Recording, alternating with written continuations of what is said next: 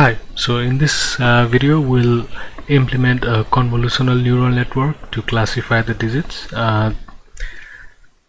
Previously we made a fully connected neural network that was used to classify these mnist digits, and we managed to achieve 96% accuracy on the test set. But using convolutional neural networks we can achieve up to 99% accuracy. So whenever we're dealing with images, it's always better to use convolutional neural networks instead of this fully connected neural networks. So I have just imported the libraries, then we can basically just copy and paste this. Now that we have our data,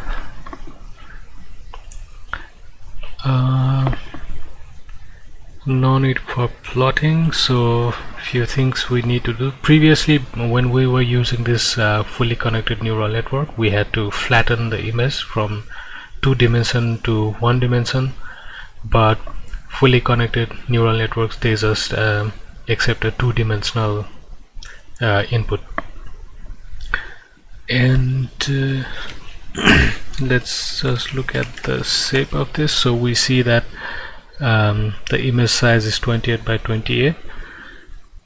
This is a black and white image, so that means it only has one channel, not black and white but grayscale image. So it has one channel. A color image would have 3 channels, red, green and blue. So one minor thing we need to do is to reshape this into xtrain.reshape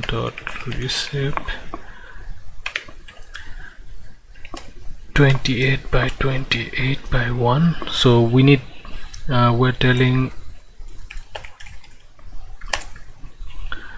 so all we did was added this one extra dimension in the matrix so that the convolutional neural network, or the convolution layer in particular, can use this input. It previously as a 2-dimensional input, but actually it takes a 3-dimensional input. Like these two are spatial dimension, width and height, or no, height, this is height and this is width, and this is the number of channels. So in our case, since it's just a grayscale, so it would be 1. If it was color image, then this would be 3. So let's do the same thing for the test set as well.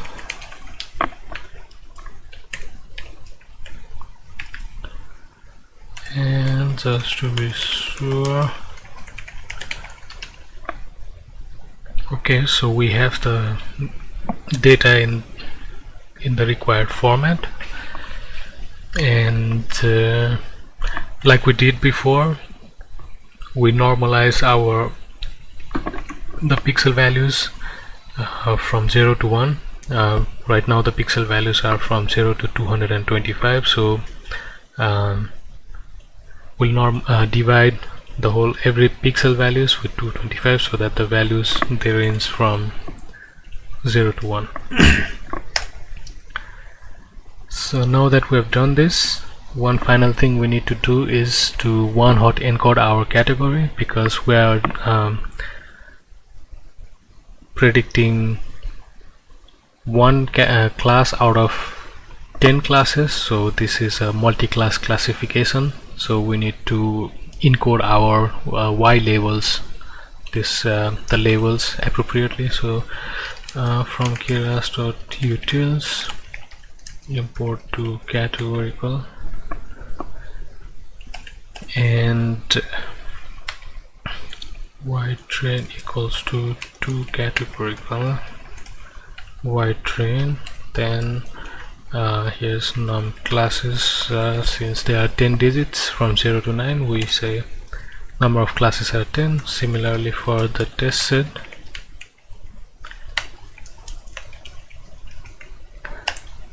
equals to 10. And if we see the shape,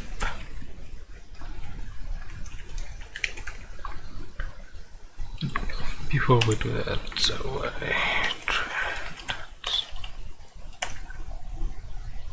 so now it's just 60,000, an array of 60,000 entries. So after we do this, it will become 60,000 rows with each row is a vector of size 10. So if we look at the first sample, so only one, the actual digit that is that corresponds to the first example is 1, and others are 0. So in this case this would be 0, 1, 2, 3, 4, 5. This digit is a 5. Yeah, this sample. So now we can build our model. So for that we need to import few classes. So from Keras start layers, import will import input layer, then we need the dense layer at the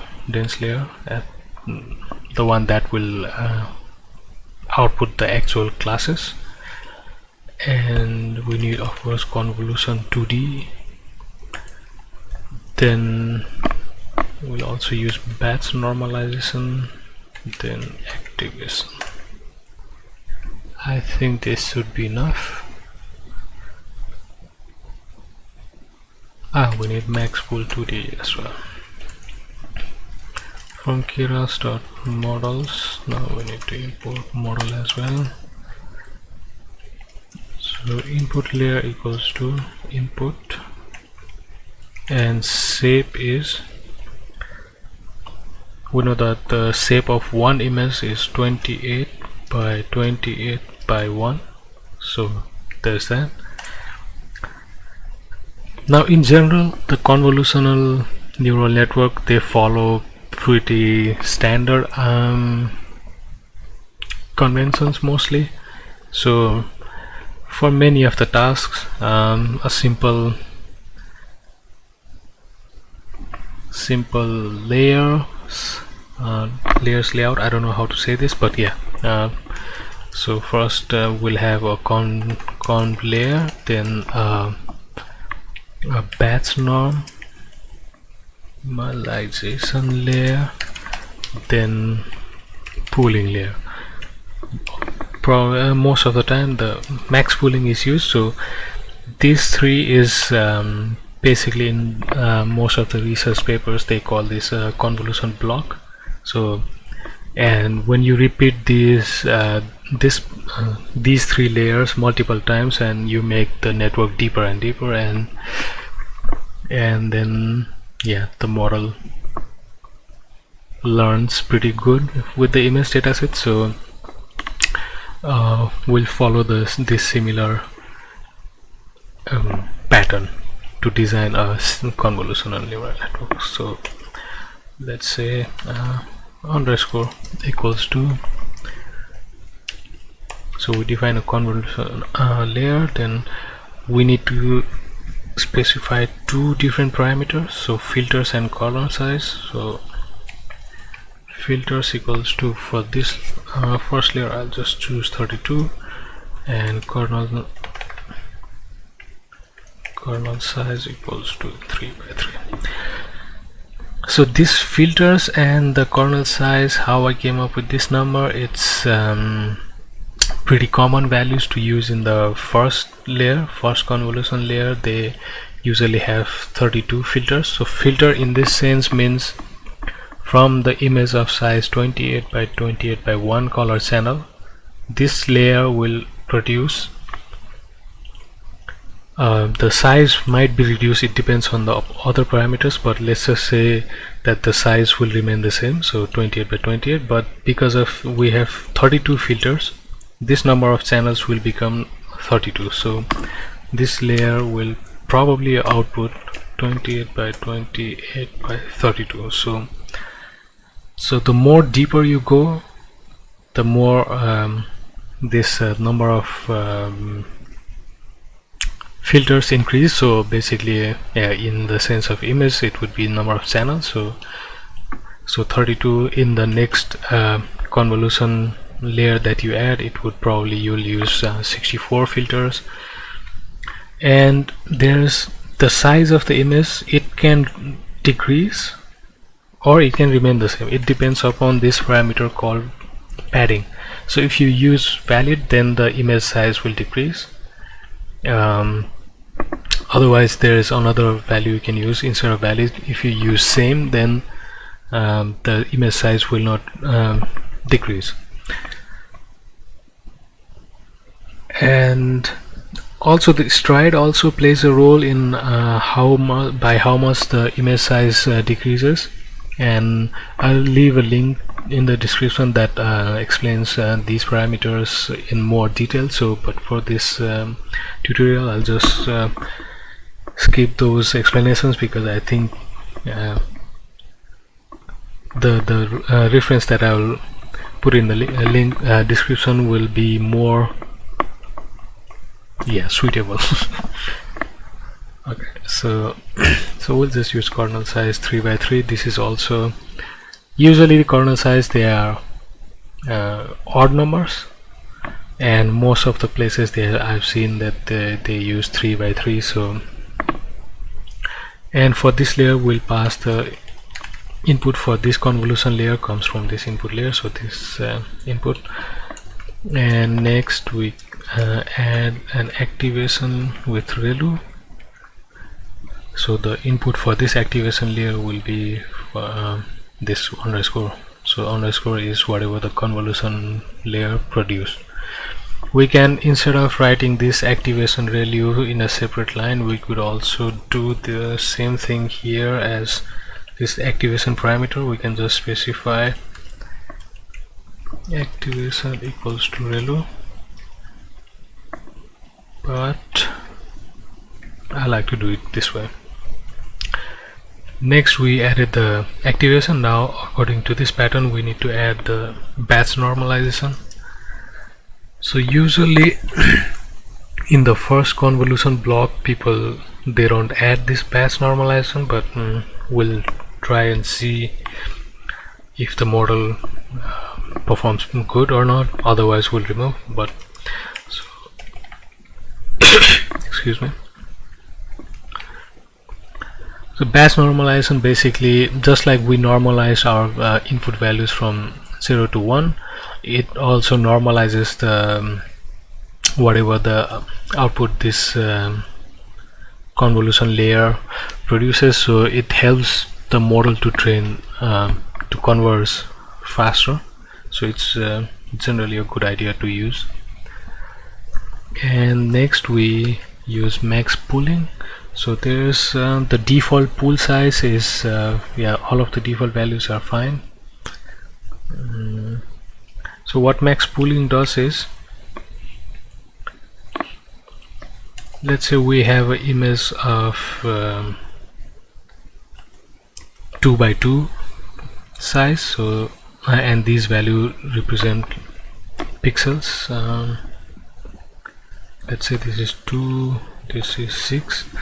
So our pool size is 2 by 2. So for this image it would take 2 by 2 section of the image and calculate the maximum value. So out of these 4 the maximum value is 6, so the output is 6. If we had a bigger let's say 103959, so instead of 2 by 2 we have 2 by 4 image. So in this case our max pool, this one, so 2 by the first it would look at this 1, 0, 6 and 2 and calculate the maximum value 6, and next time it will shift and then look at this 3, 9, then 5, 9.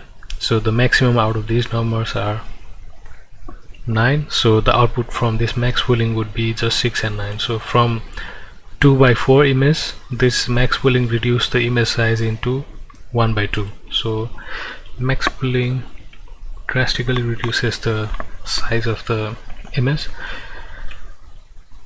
So according to our convention, we'll just repeat this Again, just don't forget to modify this, and we'll increase the filters to 64.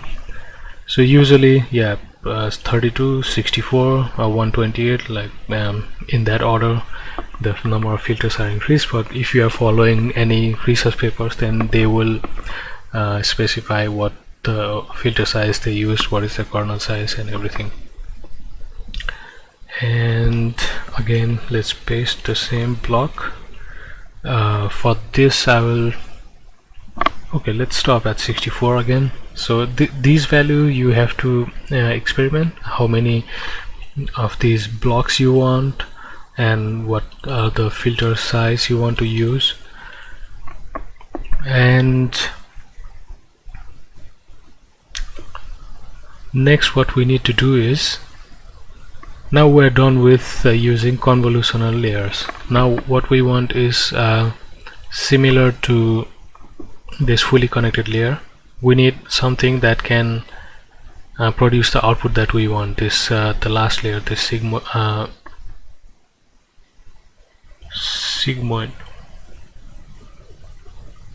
Where is the sigmoid? It should be softmax. So yeah, the last layer. But as we saw before, that the dense layer only accepts input as a vector, not as a two-dimensional input but a one-dimensional input. So what we need to import another thing is flatten. So this flatten layer, it will convert two-dimensional input into a one-dimensional, so it will just flatten the values. Flatten, then we'll add a fully connected layer with units, 60 units, let's say, and we add activation value, then batch normalization. This batch norm is used after every layer mostly. So then what we need to do is finally the softmax units equals to 10, because we are classifying digits into 1 of 10 categories, and this, then finally activation is softmax, and model equals to model inputs is input layer, outputs is that one, and let's print the summary. So here we can see the details. So our input layer produces the output of 28 by 28 by 1. Of course it does nothing. So this convolution layer, it reduced the size of image from 28 to 26 by 26, and the number of channels increased because we're using 32 filters. So activation, it will produce the same, batch norm also same. Then max pooling, see, this max pooling reduced the image size from 26 by 26 to 13 by 13. And now again the next convolution, it reduced from 13 to 11. So like this the image size will decrease, but the channels, yeah, it generally increases. So the volume of this image increases. Next we did, so in our last max pooling, so our image size reduced to just 1 by 1 pixels but 64 channels, let's say. And then we flattened, we have this after flattening, this just becomes a 64, a vector of size 64. Then we have a dense layer here, then again another dense layer that produces the final output. Next we will compile our model. So model.compile, and there are several parameters, so optimizer will choose atom for now, and loss equals to cross entropy. Then matrix is, we want to see the accuracy during training. Loss, because for this multi-class classification, loss should be this categorical cross entropy. Optimizer can be any of atom, SGD, or RMS prop, blah blah blah. You can look at the Keras documentation for this. Then model.fit, we can pass x train, y train, then batch size I'll use 256. Epochs, let's train it for 6 epochs. So batch size, if you use higher batch size and if you have a big model, for in our model it only has 61,000 parameters, so it's pretty small, and in my 2 GB GPU it should not be a problem to use batch size of 256 with such a small model. But if the model is big and it doesn't fit, then you can reduce the batch size. So let's run it.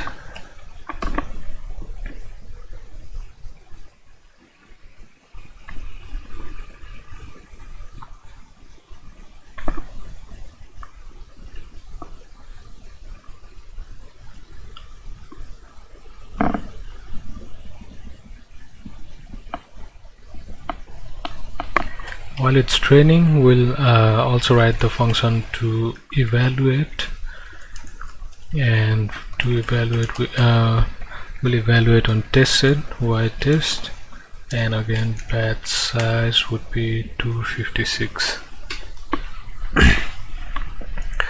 While fitting, we could also give this another parameter, validation split, so it will train on the 80% of this training set and calculate this loss and accuracy, and then for the remaining 20% it would again output this loss and accuracy for the remaining 20%. So if you are doing some actual work, then this you should do this, but for this purpose it's not necessary. So here we can see in our first epoch it was 92%, then we jumped to 98, and the accuracy is slowly increasing and the loss is also decreasing. So this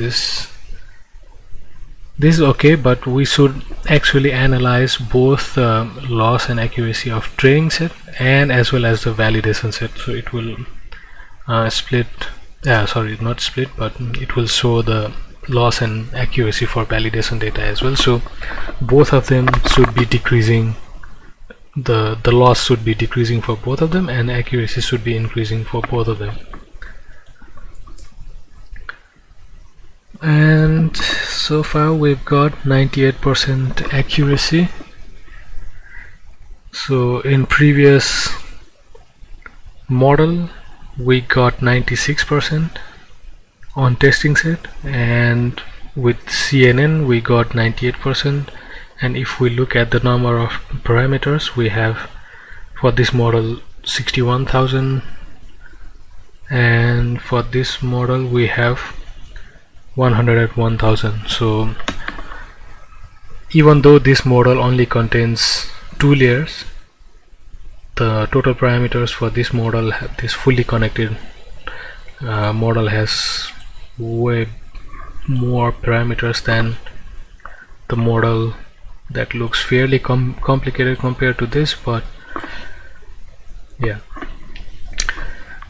so I hope you got the gist of how to use convolutional neural networks in Keras and how it performs better than the fully connected neural networks for images. So we'll come up with more applications in next videos. Until then, goodbye.